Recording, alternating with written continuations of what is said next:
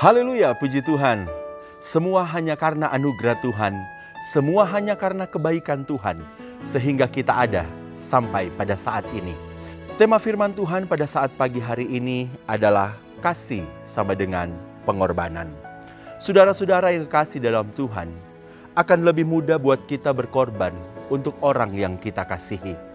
Bahkan kita juga akan bisa dengan mudah berkorban untuk orang yang kita anggap bahwa suatu saat nanti orang itu akan membalas korban dari setiap kita.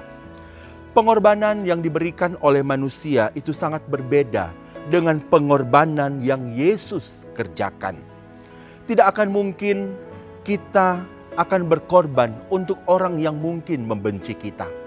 Manusia tidak akan mungkin berkorban untuk orang yang mungkin sering menyakiti dia atau mungkin sering melukai dia. Tetapi Yesus, dia mau berkorban untuk semua manusia yang ada di bumi ini.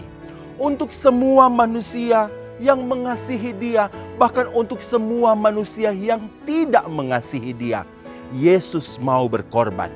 Yesus juga mau berkorban untuk orang-orang yang menyangkal dia, yang menyalibkan dia, yang menganiaya dia, yang mencaci dia, bahkan yang meludahi dia.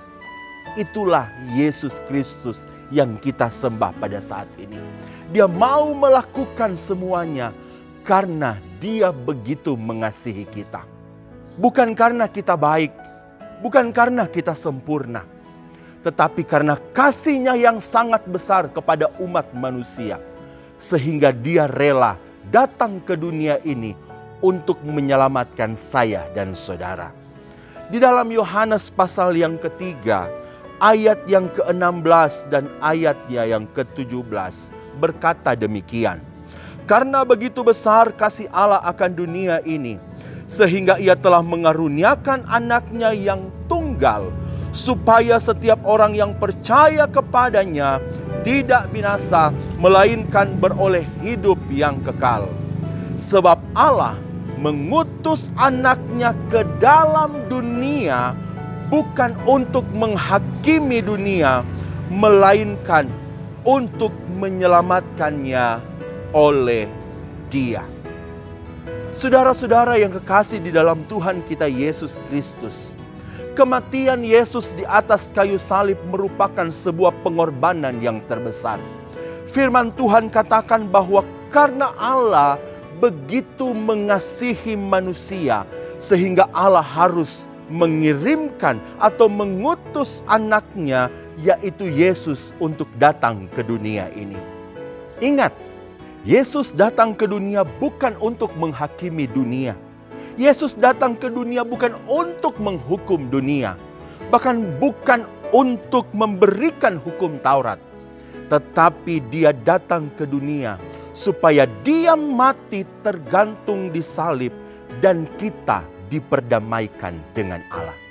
Roma pasal yang ke-5 ayat yang ke-10 firman Tuhan berkata demikian.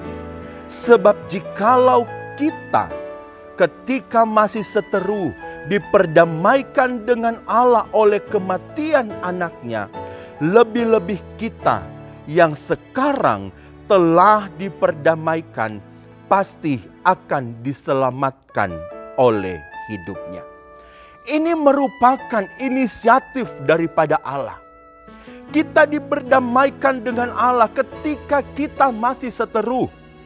Kita diperdamaikan dengan Allah ketika kita masih jauh dari Allah. Ketika kita masih jahat, ketika kita masih berdosa. Tapi inisiatif Allah, Dia mau supaya kita berdamai dengan Allah. Jadi kematian Yesus di atas kayu salib itu membayar semua dosa umat manusia. Semua dosa-dosa kita itu sudah dibayar lunas oleh Yesus di atas kayu salib. Ingat, Yesus berkorban untuk semua orang. Yesus berkorban untuk dunia ini. Inilah kasih Yesus buat kita semua. Kalau Yesus tidak mengasihi kita, tidak akan mungkin dia mau mati buat kita. Tetapi karena Yesus begitu mengasihi saya dan saudara, begitu mengasihi kita semua, Yesus rela meninggalkan tahtanya, meninggalkan kemuliaannya, hanya untuk datang ke dunia, memberikan dirinya disalib buat saya dan buat saudara, agar kita terima keselamatan. Kolose pasal 1 ayat 20 sampai ayat 22 firman Tuhan berkata demikian.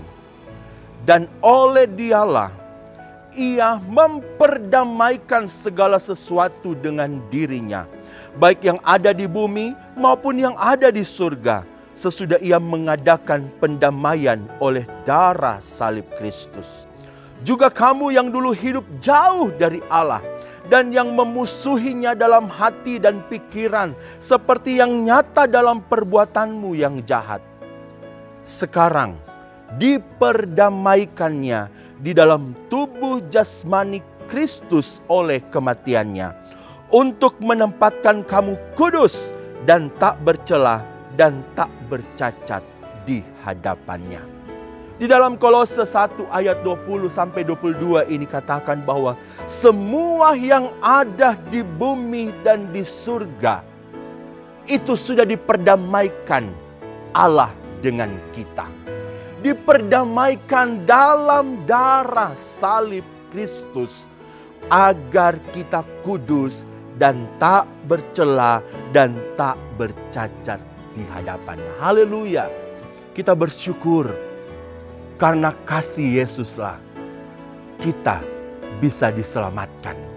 Sekali lagi, bukan karena kekuatan atau kehebatan kita, tetapi karena kasih Yesus. Bahkan di dalam Mazmur 103 ayat 3 sampai yang kelima, di situ saudara-saudara bisa membacanya di rumah. Ketika Allah tebus kita, maka Dia mengampuni kita. Dia juga menyembuhkan segala sakit penyakit kita. Dia juga menebus kita dari lubang kubur. Artinya kita akan alami kekekalan bersama-sama dengan Yesus. Dan memperbaharui, Dia juga memperbaharui hidup kita menjadi baru seperti pada burung Raja Wali. Puji Tuhan, kasih-Nya luar biasa buat kita. Kita terima berkat yang melimpah dari Allah karena pengorbanan Yesus Kristus. Kita terima keselamatan. Kita terima kesembuhan dari segala sakit penyakit kita. Kita terima mahkota kehidupan, kekekalan bersama-sama dengan Yesus. Bahkan hidup kita diperbaharui, menjadi baru kembali seperti pada burung Raja Wali. Inilah yang Yesus kerjakan buat saya dan buat saudara. Oleh karena itu saudara yang kekasih, tetap ingat akan kasih Yesus buat kita. Ingat akan pengorbanannya buat kita. Karena kasih-Nya, Dia berkorban buat kita semua. Puji Tuhan, mari kita berdoa. Kami bersyukur Tuhan untuk kasih-Mu buat kami. Kami bersyukur Tuhan untuk pengorbanan-Mu buat kami. Sehingga kami terima keselamatan, sehingga kami terima Tuhan kesembuhan, bahkan kami terima kehidupan yang kekal bersama-sama dengan Engkau.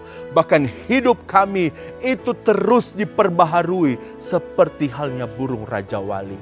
Oleh karena itu Tuhan, kami mau tetap terus berharap hanya kepada-Mu sebagai satu-satunya penolong di dalam setiap kehidupan kami. Berkati Tuhan akan Indonesia ini. Tuhan yang akan tetap menolong bangsa kami. Tuhan yang akan tetap membawa bangsa kami kepada kemuliaan yang lebih besar lagi. Pimpinan-pimpinan kami diberkati oleh Tuhan. Mulai dari presiden sampai kepada jajaran-jajarannya. Tuhan berikan mereka kesehatan dan kekuatan. Bahkan kami berdoa juga buat seluruh umat Tuhan yang ada di muka bumi ini. Seluruh umat-umat Tuhan yang ada di GPDI COTW Temanggung. Tuhan memberkati mereka. Tuhan melindungi mereka. Tuhan tetap menjaga mereka. Biarlah iman mereka tetap terus bertumbuh di dalam Engkau. Di dalam pengenalan mereka kepada Engkau. Sehingga mereka boleh tetap terus mengerti bahwa kasih Tuhan yang sudah menyelamatkan mereka. Kasih Tuhan yang sudah membawa mereka kepada kemuliaan. Terima kasih Tuhan, usaha pekerjaan jemaat-Mu diberkati oleh Tuhan. Mereka yang sakit disembuhkan, mereka yang lemah dikuatkan, mereka yang dalam pergumulan diberikan jalan keluar yang terbaik buat Tuhan.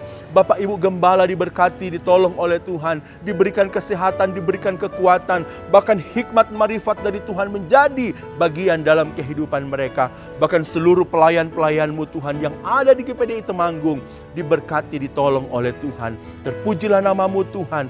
Terima kasih, kami mau tetap mengingat akan kebaikan-Mu, akan kasih-Mu yang membawa kami kepada kemuliaan, yang membawa kami kepada keselamatan. Terima kasih Tuhan, terima kasih. Ini menjadi doa kami, syukur kami, dan kami percaya hidup kami adalah hidup bersama-sama dengan Kristus yang akan tetap menikmati janji-janji Allah. Terpujilah nama-Mu Tuhan. Dalam nama Tuhan Yesus Kristus kami berdoa bersyukur. Haleluya. Amin.